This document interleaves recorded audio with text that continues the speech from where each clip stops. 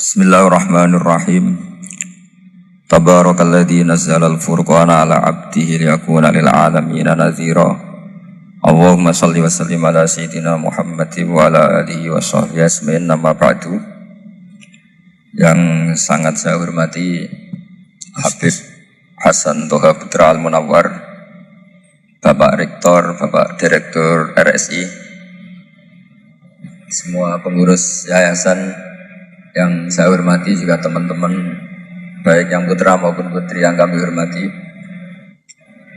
Niki ngaji bareng ya, terus ini bukan acara diskusi tapi acara nopo. Saya mau ngaji tentang ayat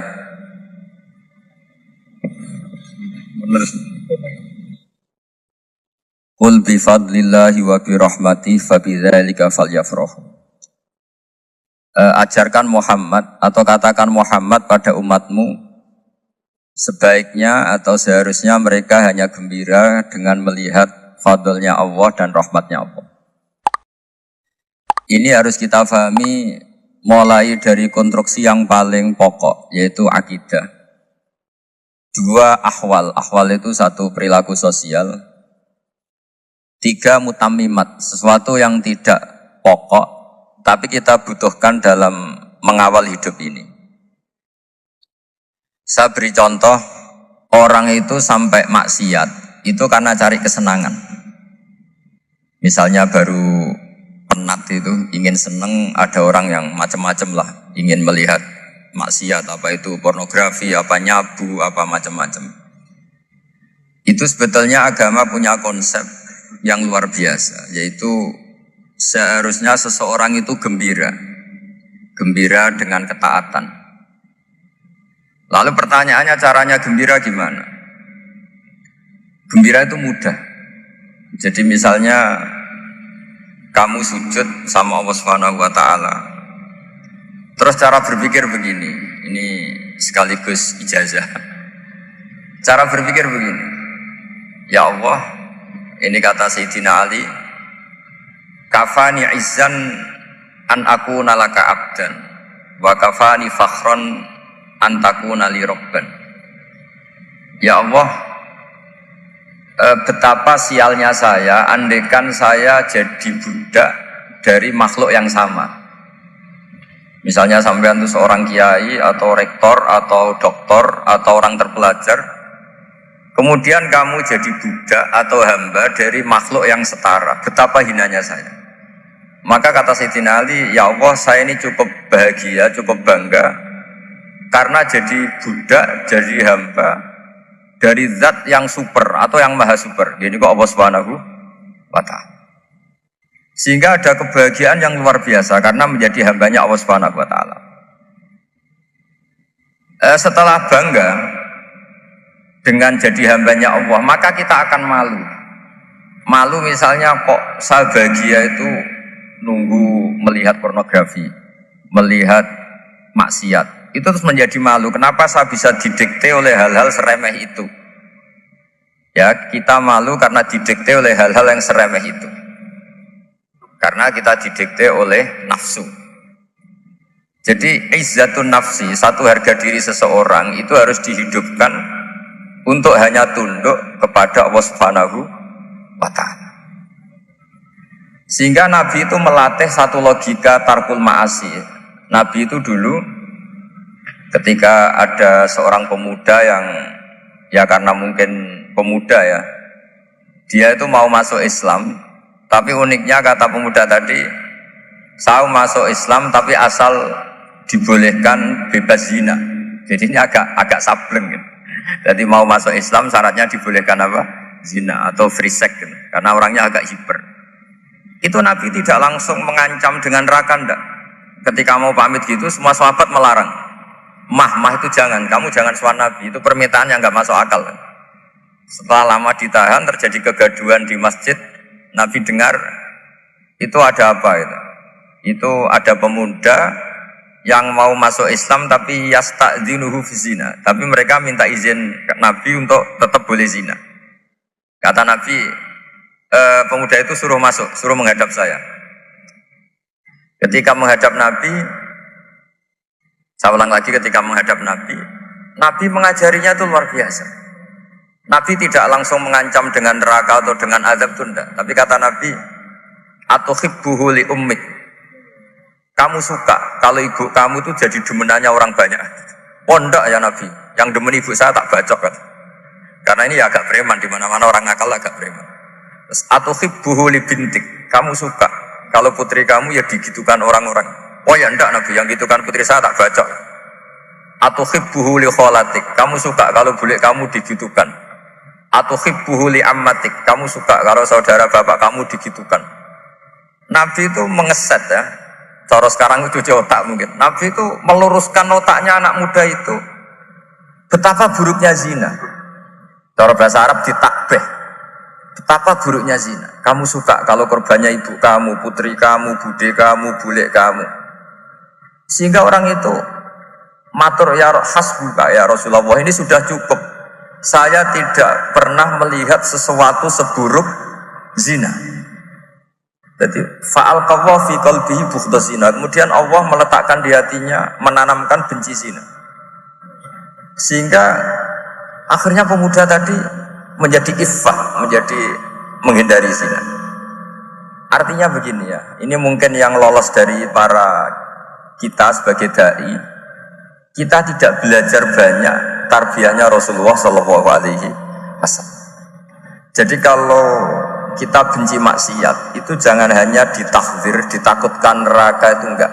Jangan hanya itu, tapi di logika. Jadi kalau kita menghindari maksiat itu selain karena takut azab, itu ada logika, ada rangkaian pikiran yang menjadikan kita anti satu perbuatan apa maksiat. Jadi misalnya gini ya, kira-kira ginilah kalau contoh gampang itu. Ada orang gitu ya, nyanyi dengan pakaian yang mungkin pornografi gitu. Mungkin pemuda-pemuda ingin melihat itu, tapi bisa diobati gini. Kok enak dekne mergawe kok tak bayari, aku kehilangan duit. Meskipun dengan logika yang agak serampangan, yang penting menjadi kita ini punya harga diri untuk tidak tergantung hal-hal seperti itu. Sehingga Nabi itu cara menggambarkan tadi mulai atuhibbuhu li ummik. Kamu suka kalau ibu kamu jadi demenannya orang lain. Pemuda tadi bilang yang demen ibu saya mau saya bunuh. Ditambah lagi atuhibbuhu li bintik. Bagaimana kalau korbannya putri kamu, bule kamu, bude kamu. Sehingga terus si pemuda tadi betapa buruknya zina, betapa murahnya zina. Akhirnya pemuda tadi alqawwa fi qalbi bughdha zina. Terus kemudian pemuda tadi itu sangat membenci dengan apa? Berzina. Nah, pikiran-pikiran seperti ini harus kita tanamkan. Harus kita tanamkan supaya orang itu benci melakukan maksiat. Karena satu memang takut suhtullah, takut dibendu Allah atau dibenci Allah. Dua memang logika kita mengarahkan tidak maksiat.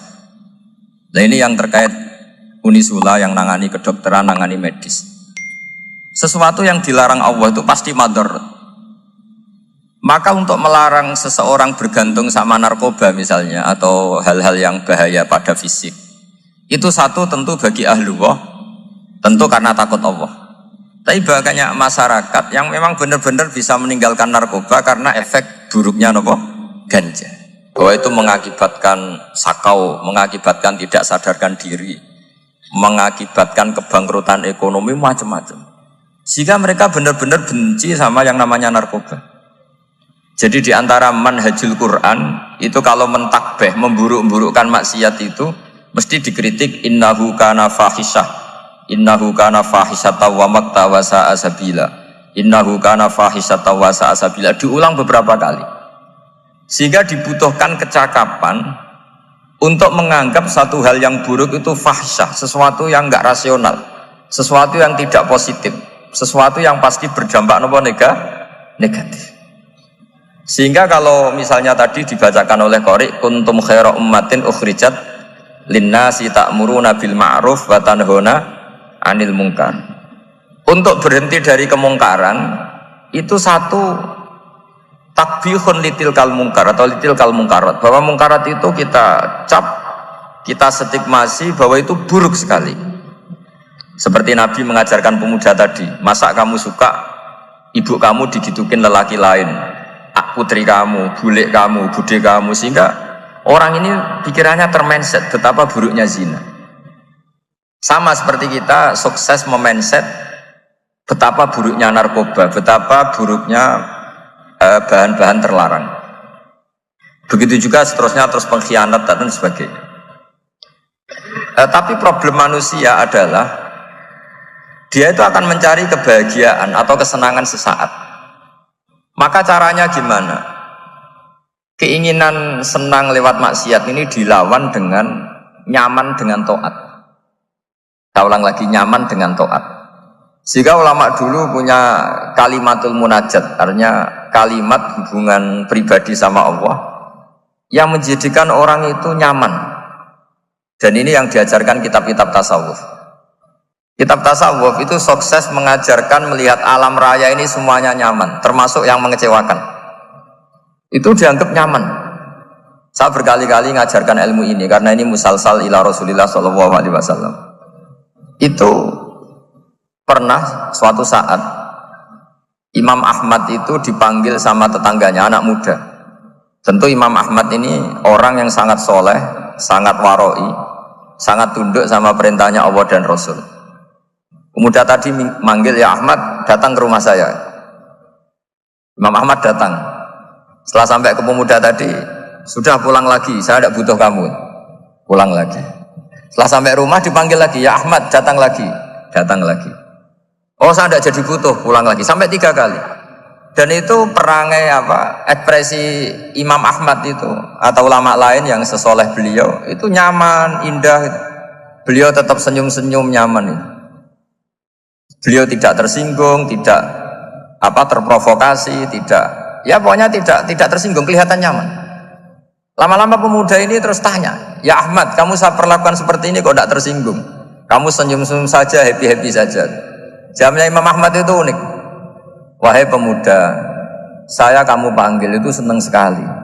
Karena kata Nabi, kalau kamu iman dengan Allah dan Rasul, maka hormatilah tetangga. Jadi saya senang. Karena nuruti perintah Allah untuk menghormati tetangga. Jadi tidak ada urusannya dengan kamu. Kagetnya kayak apa? Jadi dipanggil tetangga ya senang karena melakukan perintahnya Allah dan Rasul, yaitu ikramul jar, fal yukrim jarah. Disuruh pulang, kamu ingin saya pulang, ya saya pulang. Disuruh datang, ya saya datang. Jadi saya tidak tersinggung, saya tidak ada urusan dengan kamu. Urusan saya dengan Allah Subhanahu wa Ta'ala.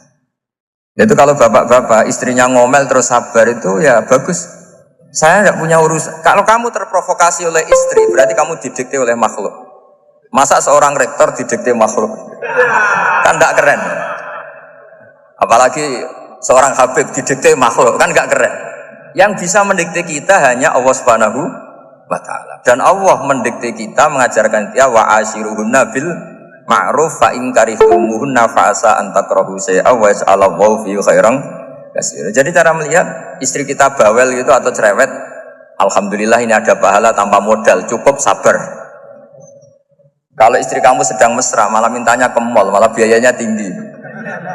Murah mana dapat pahala dimarahin sama saat mesra minta ke mall? Milih yang pertama kan? Nah ya itu tidak usah modal itu.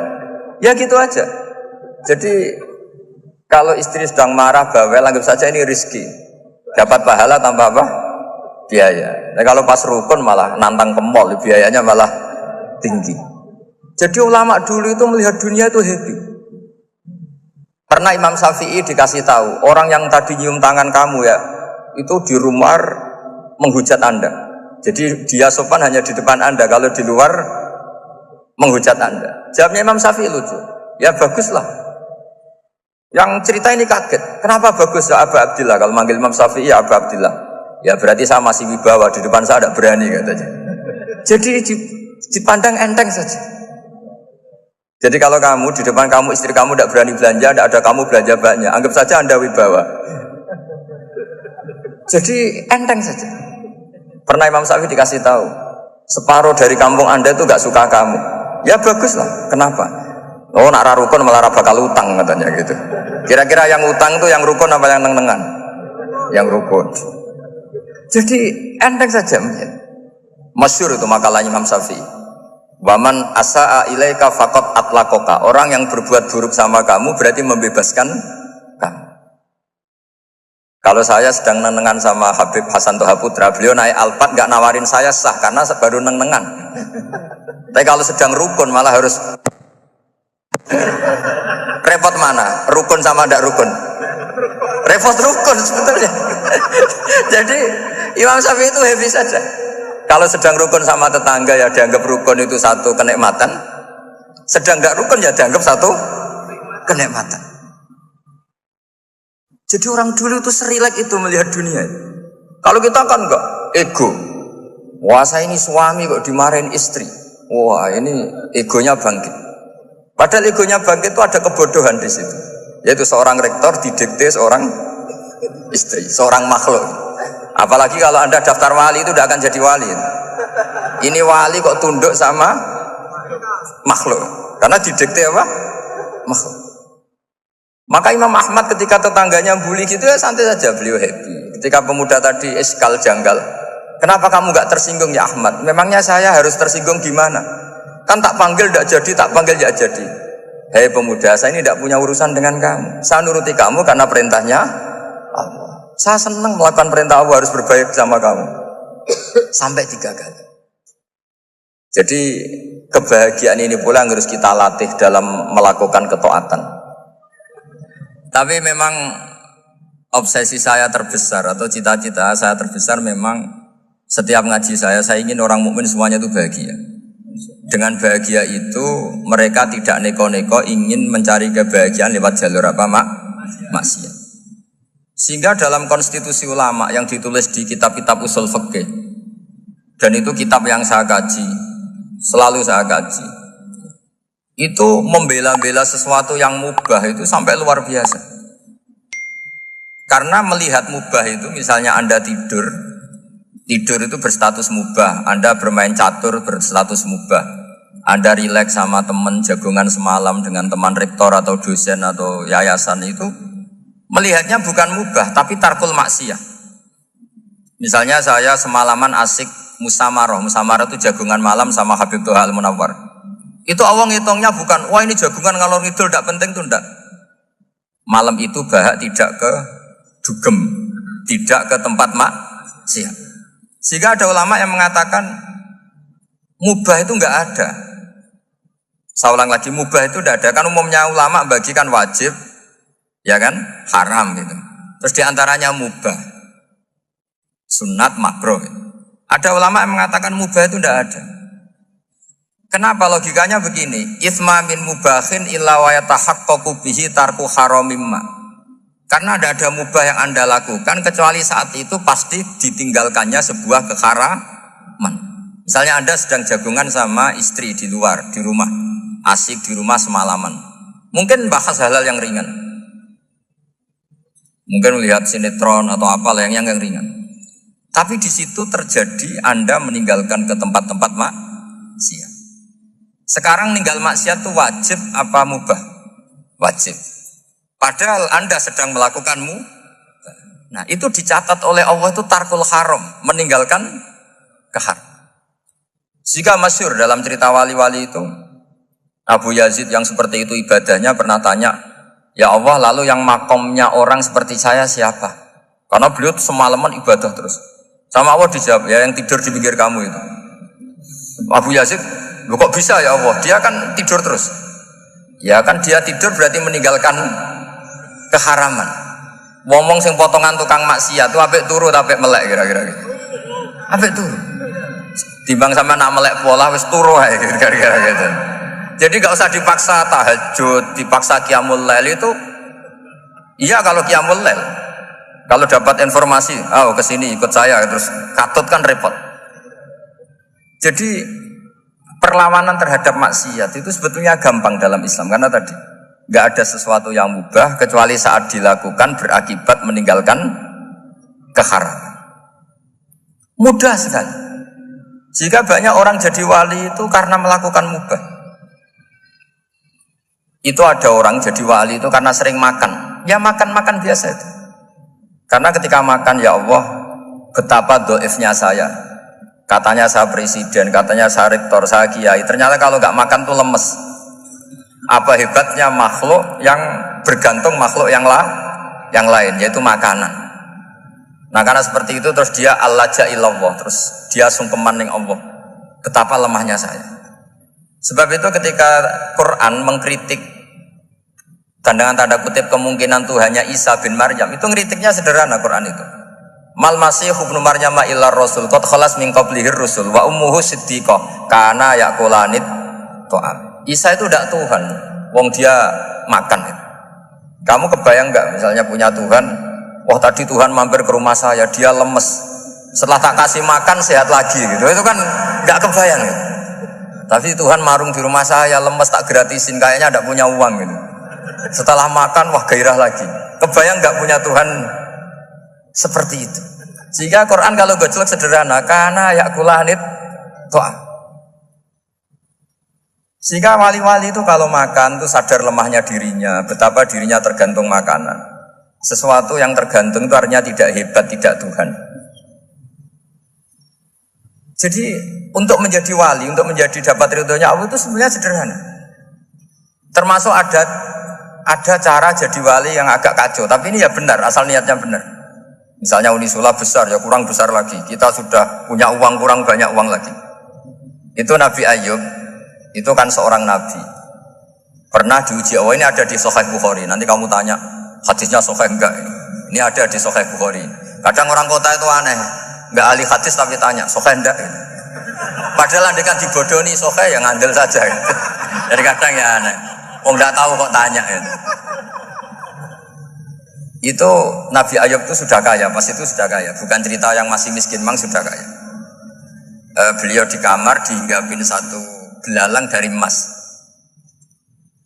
Setelah belalang itu dikejar, ternyata yang jenis itu banyak, semuanya dari emas. Ngambil sana sini, ini yang kesak ini dipenuhin, saku ini dipenuhin, sampai banyak. Sama Allah digojlok. Kamu itu Nabi saya. Kenapa kamu mengumpulkan harta sebanyak itu? Kamu itu Nabi saya kok rakus? Jawabannya Nabi Ayub unik. Ya Allah, siapa yang bisa kenyang dari rahmatmu? Ya, jadi kalau kamu punya uang 1 miliar, kok ingin 1 miliar 100, ingin 1 miliar 200, itu cara ngitung bukan uang. Ya Allah, siapa yang bisa kenyang dari rahmatmu? Karena rahmat Allah tidak terbatas. Sudah Gusti, tenang saja. Meskipun saya gini, rahmat Anda tidak akan habis. Sehingga waroi ada ilmunya, tomak juga ada ilmunya, termasuk ragus itu juga ada ilmunya. Misalnya begini, ini contoh ragus yang ada ilmunya begini. Ini saya beri contoh. Mungkin yang boleh niru orang-orang soleh, kalau nggak soleh jangan. Imam Syafi'i ini cerita nyata. Imam Syafi'i itu dulu ketika ngaji masih muda itu nggak suka sama guru yang kaya. Kebetulan dia punya guru miskin terus. Namanya Sufyan As-Tsauri, itu miskinnya Masya Allah. Sufyan bin Uyainah juga miskin. Jadi dia miskin, punya guru miskin terus. Sehingga idolanya ya sama guru-guru yang miskin. Suatu saat guru-guru ini menyarankan dia ngaji Imam Malik. Imam Malik itu kaya raya. Itu babutnya Imam Malik, kalau diinjek itu mata kakinya tidak kelihatan, saking halusnya. Kalah, Indonesia kalah. Itu Imam Malik tuh gaya. Kalau ngaji di kursi tinggi itu pakai bukhur, itu pakai jubah Arab yang mahal. Pokoknya mewah kali Imam Malik. Terus dia mulai, ini kiai kok kaya. Kemudian setelah beliau alim tanya, saya harus ngaji siapa setelah ilmu jenengan habis kira-kira gitu. Kata Imam Malik, sudah, kamu tidak usah perlu ngaji saya, kamu sudah alim alama. Terus Imam Malik datang ke Baki. Zaman itu Baki itu semacam kayak rentalan ya, semacam Grab lah kalau dulu. Mana kafilah yang mau ke Irak? Ya sudah, terus oh kita mau ke Irak, ini antar ke Muhammad bin Hasan As-Syaibani. Itu dibiayai sama Imam Malik. Grabnya ya dibayarin, itu kafilahnya itu ya dibayarin. Imam Syafi'i disangoni surrotan min dhahabin. Jadi satu kepes uang dikasihkan. Itu pernah tak hitung semurah-murahnya itu sekitar 60 juta. Imam Syafi'i mulai mikir, kiai yang saya kritik lomo, sing kiai miskin tak puji, gak pernah ngamal kan, tentu orang miskin kan. Setelah datang ke Muhammad bin Hasan Asy'ibani, beliau itu pakar usul fikih, muridnya Abu Hanifah. Beliau al-usuli, pakar usul fikih. Itu Muhammad bin Hasan Asy'ibani itu kalau ngitung emas, itu di ruang tamu. Uangnya miliaran, emasnya banyak. Dari kota ini dipindah ke kota ini, emas kalau ngitung di ruang tamu. Bukan di kamar, di ruang tamu. Imam Syafi'i tambah kaget. Imam Malik kayak gitu sudah soal malah ini kaya raya. Setelah Imam Syafi'i kelihatan kaget, digojlok sama Muhammad bin Hasan Asy'ibani karena beliau senior. Ata'jabu min hadza, kamu aneh melihat ini? Iya. Kenapa? Ulama kok kaya raya. Terus kata Muhammad bin Hasan, ya sudah, uang ini tak kasihkan orang-orang fasik, binti gue demenan, gue nyabu, gue macam-macam. Oh jangan, nanti dipakai maksiat. Pun jenengan mawon sing sugih. Semenjak itu Imam Syafi'i rubah mindset. Jadi kalau kampus ini ingin akreditasi A, ingin mulia, ingin apa? Kamu ridho kalau yang punya prestasi seperti itu adalah orang-orang fasik? Ridho enggak? Enggak kan? Maka didoakan ini. Nah itu namanya berpikir secara usuli. Kamu jangan hanya nuruti karena berpikir waroi terus kamu benci kekayaan, benci pangkat, benci apa, enggak bisa seperti itu. Karena pangkat dan kekayaan ketika dikelola secara kesolehan maka akan menjadi energi positif yang luar biasa. Semenjak itu Muhammad bin Hasan Asy'ibani berhasil mendidik Imam Syafi'i. Sampai akhirnya keterusan Imam Syafi'i berpendapat kalau orang Islam bisa bikin rumah tingkat kok punya rumah reok itu haram. Akhirnya keterusan. Kalau bisa jadi bupati kok jadi ketua RT juga haram. Karena al-Islam ya'lu wala yu'la alaih. Islam itu luhur bukan bisa diluhurin. Sehingga rata-rata orang Syafi'iyah termasuk kiai-kiai Indonesia itu rata-rata ya agak-agak politikus. Ya agak-agak kedonyan, mungkin sebagian kedonyan tenan gitu. Karena gak ridho gitu loh. Kalau kesempatan itu dikuasai orang fasik kemudian menjadi kekuatan maksi. Coba kalau bupati itu orang yang fasik. Kemudian programnya supaya rakyat seneng semalaman dangdutan yang purno misalnya. Supaya rakyat seneng dibolehkan dugem, dibolehkan judi. Tapi kalau yang jabat orang soleh kan ada beberapa perda yang menolak penyakit apa? Masyarakat. Jadi kamu jangan melihat bahwa kepangkatan ini hanya sebagai alat korupsi, alat otoriter, enggak. Asal kena orang soleh, maka ini menjadi energi kesolehan atau energi positif. Sebab itu ketika Allah muji para nabi yang soleh, diantaranya disifati apa? Faqad ataina ala Ibrahim al-kitab wal hikmata, terusannya ayat wa atainahum mulkan azim. Dan Nabi Ibrahim dan keluarganya tak kasih kerajaan yang besar. Nah sekarang masih banyak orang yang cara pandang ngapain bikin unisula yang megah, ngapain berambisi punya akreditasi A dan sebagainya. Menyoal seperti itu salah secara usul fikih.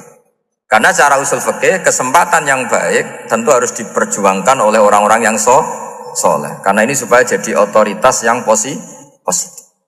Itu dulu ada latihannya. Jadi orang dulu itu gampang sekali ketika milih miskin ditanya, kenapa miskin? Saya ingin hisab saya ringan. Tapi ketika mereka kaya, yang soleh, supaya harta ini tidak dipakai orang yang nanti dipakai maksiat. Kita misalnya orang soleh kok mau pangkat, karena kita ada ridho, kepangkatan itu dipegang orang maksiat, kemudian menjadi energi maksiat. Begitu juga seterusnya. Maka ulama dulu itu rileks. Sampai Nawawi Al-Bantani itu nanti bisa dicek di tafsir Qul hal yastawil ladzina ya'lamuna wal ladzina la ya'lamun. Beliau muji-muji ulama. Kemudian ada seorang yang agak hasud mungkin. Tanya begini. Hebatnya ulama itu begini-begini. Terus ditanya, tapi kenapa kita sering melihat ulama ngantri proposal di rumahnya bupati katanya. Sementara bupati enggak pernah datang ke ulama ngaji ihya. Jawabannya Imam Nawawi itu unik. Ya karena ulama itu tahu gunanya uang, sehingga nyari uang untuk pondok, untuk masjid. Sementara bupatinya tidak tahu gunanya ilmu, maka tidak pernah ngaji. Jadi ya ringan saja. Jadi ya sudah seperti itu. Jadi kalau ada ulama kedonyan, anggap saja karena tahu gunanya uang. Jadi kenapa ulama ngantri di kabupaten, bukan bupati ngantri di ulama? Jawabannya karena ulama tahu gunanya uang, sementara bupatinya nggak tahu gunanya ilmu. Ya, kira-kira gitu lah. Ada ustadz tidak ganteng, kesensem rondo cantik, karena tahu gunanya ustadz itu. Artinya tahu gunanya kalau saya nikah nanti punya anak jadi gus, karena kan dia kiai gitu. Tapi rondone raro gunanya dia karena miskin gitu. Jadi ulama dulu itu rileks, menafsirkan apa saja itu rileks, termasuk saat terpojok itu rileks. Karena semuanya dianalisis pakai ilmu. Sehingga ciri utama wali itu apa? Ala inna awliya Allahi la khaufun alaihim walahum yahzanun. Enggak ada rasa takut, enggak ada rasa gampang. Karena melihat sesuatu itu gampang saja. Saya ulang lagi, melihat sesuatu itu gampang saja, ringan. Saya beri contoh ya, betapa pentingnya mindset ya, cara berpikir. Orang itu menjadi kikir itu karena nganggap hidup itu lama dan uang itu penting. Kalau zaman Nabi itu sederhana kalau melihat hidup. Pernah suatu saat Nabi itu punya jatah makan. Karena Nabi itu hidupnya juga pas-pasan. Jadi Nabi itu unik. Beliau di satu sisi kaya raya, bisa ngurmat Abu Hurairah, Ammar, Suhaib. Ashabu Sufa itu dirawat Nabi semua. Itu kan kaya, bisa ngerawat sekian orang. Tapi di sisi yang lain untuk pribadinya beliau miskin. Kadang nggak bisa makan hari itu. Tapi di saat yang sama bisa merawat Ahlus Sufa. Jadi keliru kalau orang hanya cerita Nabi itu miskin, untuk makan dirinya aja susah. Itu keliru. Kelirunya kalau tidak diteruskan, tapi Nabi mampu menghidupi Ahlus Sufa. Singkat cerita jatah makannya Nabi itu dikasihkan orang ketika Nabi tanya, ya Aisyah, makanan jatah saya di mana? Oh ya Rasulullah, tadi ada orang minta tak kasihkan, maka makanan itu habis. Apa kata Nabi? Kamu salah Aisyah. Yang kamu kasihkan itu justru yang masih. Ya, yang kamu kasihkan itu justru yang masih. Sehingga Nabi menganggap, makanya Nabi terus ngendikan, ya kalau mukhatabnya lelaki ya kira-kira begini. Wahal laka min malika illa ma akalta fa'afnaita walabista fa'ablaita. Terus hanya wa tasaddaqta fa'abqaita, kata Nabi. Harta kamu ya kamu makan kemudian ke WC jadi kotoran, atau punya pakaian mewah nanti rusak. Wa tasaddaqta fa'abqaita. Ada yang kamu sedekahkan, yaitu yang abadi sampai akhir. Sehingga banyak pengusaha yang mencintai saya setelah tak ajari hadis itu. Misalnya punya uang 1 miliar karena dia spekulan atau pedagang rawan bangkrut, disedekahkan ke masjid 50 juta, yaitu yang abadi. Jadi kalau suatu saat bangkrut, dia masih punya uang 50 juta di akhirat. Jadi Nabi itu mengajari sedekah itu apa? Ya sedekah itu pengabadian uang. Kalau kita kan enggak, bilang sedekah itu nguras uang. Itu pikirannya setan dan pikirannya orang Islam. Itu cara berpikir setan, bukan cara berpikir umat apa? Sehingga Sayyid Ali Zainal Abidin itu kalau ada orang minta, kemudian beliau ngasih, itu beliau bilang gini, marhaban biman hamala zati ilal akhirah. Matur nuwun nggih jenengan sembeto sangu kula nada. Jadi dianggap teller saja. Orang yang minta uang beliau itu dianggap tukang nyatet bank ini. Karena sudah ditabungkan, ya sudah. Kalau kita kan enggak, wah pengemis tuh ganggu gini-gini. Kecuali pengemis profesi ya mungkin kita agak-agak enak. Mari zaman akhir tuh ada pengemis apa? Profesi. Jadi repot teman. Terus tak beri contoh lagi kebahagiaan ketika kita milih Islam moderat. Islam kita diajarkan guru-guru kita, utamanya oleh guru kita Mbah Maimun. Saya juga sering ketemu beberapa ulama dunia, termasuk Habib Umar. Saya juga ikut sowan ke sini pas beliau sama Habib ini Hasan Toha Putra di sini sama orang-orang moderat. Itu cara berpikir juga luar biasa indah. Beliau pernah cerita ya, beberapa ulama lah, banyak yang cerita itu. Saya pernah diceritani seorang alim ketika ada orang ekstremis itu mau ngebom di tempat maksiat. Kebetulan yang maksiat itu kebanyakan ya orang Islam. Karena di negara yang mayoritas Islam. Ditanya sama Syekh Sa'rawi. Syekh Sa'rawi itu mufassir top di mana? Mesir. Ini mau tak habisin karena mereka orang Islam kok maksiat terus. Terus ditanya sama Imam Sa'rawi, laumatu ala khini ma'asihim aina masiruhum. Kalau mereka mati dalam keadaan maksiat, mereka kemana? Ya ilan nar, mereka pasti masuk neraka. Terus ditanya sama Imam Sa'rawi, wahal masiruhum ilan nar muradun nabi amlah. Punya umat maksiat kemudian mati masuk neraka, itu yang diinginkan Nabi apa enggak? Ya tidak aja. Ya sudah, tidak usah dibom, ditunggu tobatnya kata. Karena kalau mati dalam keadaan itu ke neraka dan itu tidak yang diinginkan Rasulullah Shallallahu Alaihi Wasallam. Terus ekstremis ini menjadi tobat, tidak berpikir ekstremis mas. Jadi orang itu harus berpikir mindset yang baik. Meskipun kadang berpikir baik itu ya agak-agak kacau. Ada seorang wali majdub itu kalau berdoa agak kacau, tapi nggak bisa dibantah. Masyhur itu doa itu. Ini sekaligus ijazah, tapi kalau sebelum wali nggak boleh. Itu datang ke makamnya Rasulullah SAW. Terus doanya itu begini, ya Allah sekarang terserah engkau. Ya Allah sekarang terserah engkau. Jika saya kamu jadikan orang soleh, jika saya engkau jadikan orang soleh, maka surra habibuk, maka kekasihmu ini senang. Yang susah musuhmu yaitu setan. Tapi kalau engkau menjadikan saya orang fasik, maka yang susah kekasihmu, yang senang musuhmu. Jenengan punya dua pilihan itu. Wah itu kan doa tapi kayak teror itu. Ya jadi berdoa di Raudhah. Wah itu pasti mandi itu karena agak-agak maksa Tuhan itu. Ya Allah engkau punya dua pilihan. Jika saya jadi orang soleh, maka kekasihmu ini senang. Musuhmu yang susah yaitu setan. Tapi jika saya jadi orang fasik, maka musuhmu yang senang, kekasihmu yang susah. Mohon terserah jenengan, mau menyenangkan kekasihmu, apa menyenangkan musuhmu? Gitu. Kira-kira gimana? Kalau tertarik boleh doa itu dipraktekkan. Tapi kayaknya kalau copy paste itu gak keren, apa? Jadi dulu orang itu muamalah sama Allah dan Rasul itu rileks. Rileks itu nyaman karena ya tadi kul bi fadlillah wa bi rahmati fa bidzalika falyafrahu. Sehingga Imam Izzuddin bin Abdissalam itu ngendikan innal ladzina yarmunal muhsanatil ghafilat. Di antara kebaikannya ibu-ibu atau mbak-mbak ini harus berstatus ghafilat. Perempuan-perempuan pelupa. Ghafilat itu pelupa. Pelupa dari kenikmatan maksiat sehingga mereka dengan taat. Misalnya ada ibu-ibu atau mbak-mbak atau juga bapak-bapak tahajud, kemudian nyaman dengan tahajud itu. Kira-kira terbersit enggak ingin maksiat? Enggak kan, karena sudah nyaman dengan tahajud, dengan taat. Maka dibutuhkan kenyamanan dalam beribadah. Sebab itu ala bizikrillahi tatmainnul qulub. Makanya saya termasuk kiai yang setiap ngaji itu happy, seneng. Karena ini untuk kampanye. Senang dengan ngaji, dengan taat itu sudah luar biasa. Kayak apa kalau mereka senangnya kalau nunggu melakukan maksiat. Jadi termasuk bentuk perlawanan kita terhadap maksiat adalah usahakan kamu tuh sebahagia, senang dengan taat.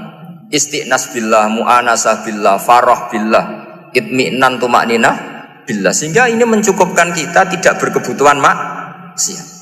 Meskipun kita ya manusia, pasti suatu saat atau sudah pernah maksiat. Serasa diceritain lah, gue semesti gitu. Lah orang-orang dulu itu orang yang sukses mengelola bahagia ma Allah wa billah walillah. Sehingga wali-wali dulu itu jadi wali itu tidak mesti karena ibadahnya banyak itu enggak. Mereka orang yang ibadahnya itu biasa sekali. Ulama-ulama dulu ibadahnya biasa sekali. Tapi qulubuhum ma Allah, hatinya itu ma Allah. Itu ada seorang wali itu jadi wali Umar bin Abdul Aziz yang dikenal khamisul khulafa. Khulafa. Di luar khulafa Rasyidin 4, di antara yang soleh adalah siapa? Umar bin Abdul Aziz. Itu ketika mau meninggal, itu senangnya bukan main. Itu semuanya nangis, beliau senang. Terus tanya, kenapa kamu senang? Memangnya saya kalau mati itu kemana aja? Ila khairi madhubin ilah, kezat terbaik. Timbang urip mbek kowe bolet atau mbek arhamur rahimin kan. Yaitu Allah Subhanahu wa taala. Jalaluddin Ar-Rumi ketika mau meninggal itu muridnya nangis semua, beliau marah. Kamu harusnya pesta karena saya mau ketemu kekasih saya, malah kamu tangisi. Goblok sekali kamu katanya. Jadi orang-orang dulu itu luar biasa. Karena tadi mereka tidak ingin ketemu Allah itu dianggap problem. Harus sesuatu yang membahagiakan. Makanya wali-wali itu kalau berdoa begini, wa khairu ayyami yauman alqa fih, dan jadikan hari terbaikku adalah hari ketika saya ketemu engkau ya Allah. Pernah Pernah dengar doa itu? Wa khairu ayyami yauman alqaka fih, dan hari terbaikku adalah hari saat ketemu engkau. Aman kan enggak? Sampai mati ku wedi. Saya tidak tahu wedi dosa apa wedi Israel apa wedi malaikat siapa? Mungkar nakir. Sebenarnya tidak perlu seperti itu. Karena cara pandang Nabi itu ini bisa dipraktekkan. Kalau kamu orang baik, mati artinya apa? Ya baik. Karena husnul khotimah. Kalau kamu orang yang buruk, itu kata Nabi, anggap saja mati itu akhir dari keburukan kamu. Nak kowe urip terus malah maksiat terus. Maka Nabi itu kalau ngajari kita berdoa gini, Allahumma ij'alil hayata ziyadatan li fi kulli khairin wal mauta rohatan li min kulli syarri. Ya Allah, kalau saya hidup ya anggap saja ziyadah fi kulli khairin, berpotensi nambahi kebaikan. Kalau saya mati anggap saja ini akhir dari segala keburukan. Maka saya berkali-kali guyon. Makanya tradisi ulama-ulama NU, ulama-ulama pesantren, ya ada hanya NU, pokoknya ulama-ulama alim. Itu kalau ada orang mati, orang nakal gitu mati, ini saya gitu, itu hadirin mesti gak terima. Wah, api nanti wong nakal. Tapi dipaksa sama kiainya, saya gitu, lama-lama dipaksa. Saya gitu, padahal yang hati kiai, wes ra iso maksiat meneh, wes saya gitu. Karena dengan mati berarti saya sudah tidak bisa maksiat lagi. Jadi Nabi melihat hidup dan mati itu segampang itu. Kalau al hayata ziyadatan li fi kulli khairin wal mauta rohatan li min kulli syarr. Coba kita ke depan itu kan ada potensi zina, potensi korupsi, potensi maksiat. Yang bisa menghentikan potensi itu apa coba? Mati ya, udah pinter ya. Sudah maju berarti. Berani mati. Berani. Tapi jangan di sini ngel-ngelo panitia. Ya. Artinya yang selama ini kita risau dengan kematian, dengan apa? Nabi ngajari kita tadi. Allahumma ij'alil hayata ziyadatan li fi kulli khairin wal mauta rohatan li min kulli syarr. Ya Allah, jadikan hidup ini sebagai bekal menambah kebaikan, dan suatu saat kalau saya mati, semoga itu akhir dari segala keburukan. Jadi artinya Nabi itu ngajari kita itu positif terus. Sama seperti ulamanya tadi. Nak lagi rukun mbek tonggo ya sanggep ae kanca keapian. Nak nenengan ben ra utang ngoten. Dadi pokoke penak terus itu. Nak bojo lagi ngamuk alhamdulillah gak ngajak blonjo. Nak pas rukun ya alhamdulillah kok lagi rukun. Jadi gampang semua. Makanya ada seorang alim itu ngendikan begini, ada yang tanya. Saya tuh dulu ketika kaya, teman saya sering main ke saya. Setelah saya miskin gak ada teman-teman yang ke saya. Dikira si Habib ini kebetulan orangnya Habib itu mendukung keluhan dia, ternyata enggak. Si orang alim itu bilang gini, malah bagus toh gitu. Kowe wis melarat buruhe wong. Ya sudah kamu miskin buruhnya orang lain, misalnya tukang manol di pasar atau tukang becak. Kemudian teman-teman kamu datang, malah kamu malu tuh jadi tontonan. Bagus kalau mereka lupa, pas kamu miskin tidak ada yang lihat katanya. Jadi apa ya, orang dianggap enteng saja gitu. Akhirnya orang ini nggak jadi ngeluh. Selama ini kan kita ngeluh ya, ketika miskin teman-teman nggak datang. Coba kalau mereka datang pas kamu buruh bikin botol di orang lain, mantan bos buruh, malu nggak? Milih datang kepada? Nggak lah, sudah bener itu. Jadi ulama dulu itu makanya sering baca biar tahu solusi hidup. Jadi ulama dulu tuh gampang sekali melihat kehidupan itu, gampang sekali, indah, gampang. Sekarang tuh enggak. Orang itu cara berpikir nuruti nafsu, itu yang bahaya. Makanya Quran kritik ara'aita man ittakhadha ilahahu hawa. Orang yang cara berpikir itu nuruti hawa nafsu. Kalau zaman Nabi, zaman sahabat, zaman ulama itu enggak seperti itu. Sehingga cara berpikir itu mudah. Makanya kata Nabi, absyiru ya ma'syaral muslimin, kata. Kamu harus senang ya ma'syaral muslimin. Allah sekarang buka pintu langit yang sebelumnya enggak pernah dibuka. Dan Allah yubahi bikum malaikatah, dan Allah membanggakan kamu kepada para malaikatnya. Kenapa?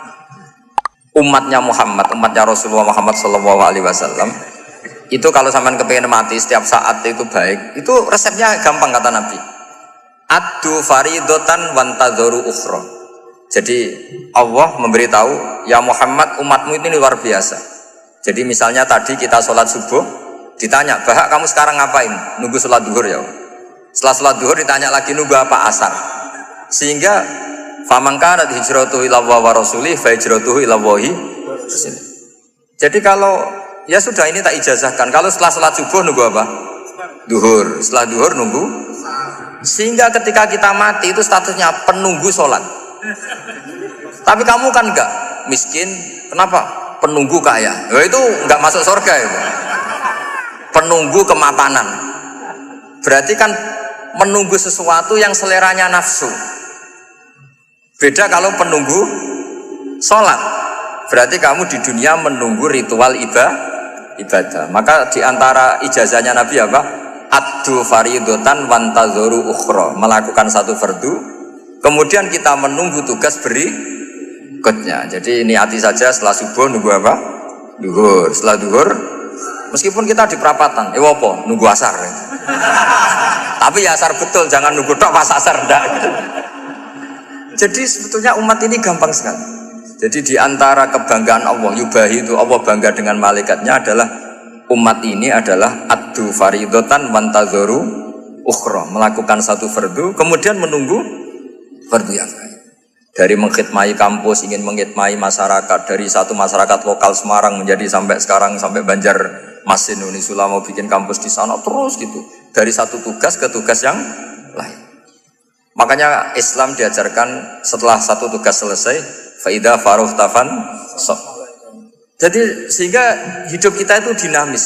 Dari satu kebaikan menunggu kebaikan lain, dari satu kebaikan menunggu. Sehingga hidup kita ngapain? Nunggu satu kebaikan. Ini sudah masuk faman kanat hijratuhu ila Allah wa rasulih fa hijratuhu ila Allahi wa rasulih. Sehingga bayangkan kalau kita direkam Allah, Gusti kula ampun mati nak dereng sugih. Wis melarat puluhan tahun, sakit, nunggu sesuatu sing sifatnya nafsu, kepengin sugih. Sugih tok jak cukup. Tahu burono wong sing tahu ngenyek ndekne lho, itu kan urung-urung wis dendam.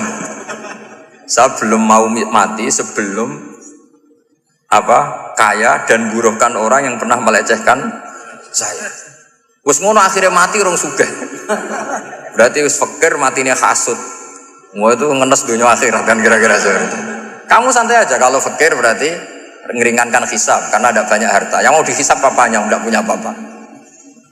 Jadi saya mohon sekali ya, Islam itu mengawal kebahagiaan. Sebab itu sampai bahagia itu menjadi perintah Islam, kul bi fadlillah wa bi rahmati fa bidzalika falyafrahu. Karena dengan bahagia bitaat diharapkan orang Islam itu tidak bahagia atau cari kesenangan lewat jalur apa maksiat. Sehingga ciri utama wali apa? Ala inna auliya Allahi la khaufun alaihim wa lahum yahzanun. Sehingga ulama dulu itu rileks-rileksnya. Termasuk yang saya ceritakan tadi, Imam Ahmad, Imam Syafi'i, itu melihat apa saja rileks. Ya tadi kalau disenangi orang ya barokah, punya kawan kebaikan. Nak dineng ya barokah dineng di gedingi tonggo rada utang, ngeranjuk tulung gitu. Jadi rileks saja. Masyhur itu Imam Syafi'i ngendikan, waman asaa ilaika faqad atlakoka. Orang yang berbuat buruk sama kamu, hakikatnya adalah membebaskan kamu. Atlako itu apa? Membebaskan. Enak gak jadi hidup gitu? Kalau kamu kan enggak, kok gedeng aku salahku apa? Malah kamu ujub tuh, orang kok gak tahu salahnya. Kamu jadi suami, istrinya ngomel, kurang apa saya sebagai suami? Ya kurang banyak, enggak ganteng, enggak kaya, enggak ini. Malah kalau diterangkan malah parah toh. Ya sudah rileks saja, kalau dia ngomel ya tadi, alhamdulillah dapat pahala tanpa apa? Biaya. Terus ngomel kan butuh energi, paling yang enggak kuat 3 jam. Nanti juga berhenti apa? Sendiri. Terus ambil nilai positifnya, misalnya ngomel sama suaminya, bagus lah. Kalau ngomel sama tetangga malah kayak apa gitu aja udah. Jadi ulama dulu itu gampang sekali melihat hidup. Rasulullah ya gitu, melihat hidup tuh gampang saja. Ketika tanya, ya Aisyah apa ada sarapan? Tidak ada ya Rasulullah, ya sudah saya tak puasa. Jadi enteng saja. Kadang-kadang beliau ingin puasa, ya puasa sunat, ada sarapan nggak jadi puasa. Rileks. Nabi itu rileks. Kalau ngajari kebaikan juga rileks. Nah sekarang itu banyak orang yang karena mungkin kurang baca, Islam itu kayak menjadi aturan yang bengis, yang repot, yang mengekang. Itu tidak seperti itu. Yuridu wa bikumul yusra wala yuridu bikumul usra. Allah menghendaki agama ini mudah. Sehingga ada sahabat di Imami Mu'ad itu baca Baqarah. Sahabat ini pekerja petani, mufarokoh ditinggal. Ketika Mu'ad lapor, ya Rasulullah ini ada orang munafik, tengah-tengah sholat mufarokoh saya ditinggal. Yang disalahin itu tidak yang ninggal tapi Mu'ad. Afattanun anta ya Mu'ad, kami itu tukang fitnah. Masa ngimami petani pakai surat Baqarah? Jadi yang disalahkan ini imamnya. Kalau kamu jadi imam, sholatnya ya yang cepat. Makanya terus banyak orang kecepatan karena tadi. Jadi Nabi itu enteng sekali. Jadi apa ya? Nabi itu beda dengan yang kita bayangkan beda. Nabi pernah ngaji di masjid, kemudian ada tetangga lewat pakai cangkul ke kebun. Semua sahabat gerutu. Ini orang tidak benar. Ada Nabi ngaji ditinggal saja ke kebun, tidak ikut ngaji. Jawabannya Nabi tidak. Itu bagus itu ikut sunnah saya. Kenapa ya Rasulullah? Dia kerjanya nyari halal dan untuk menghidupi keluarganya itu juga ajaran saya. Sehingga yang ngaji ya ajarannya Nabi, yang nggak ngaji karena kerja mencukupi keluarga juga ajarannya Nabi. Segampang itu. Oh, kalau kayaknya kamu kan, wes roh akhlak kan gitu. Nabi rileks saja naga gini.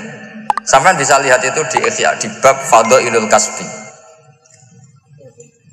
Makanya ini penting sekali supaya orang itu berpikir Islam atau mendakwahkan Islam itu berdasar sanad ya yang muttasil yang pernah dilakukan Rasulullah SAW. Semoga barokah. Assalamualaikum warahmatullahi wabarakatuh.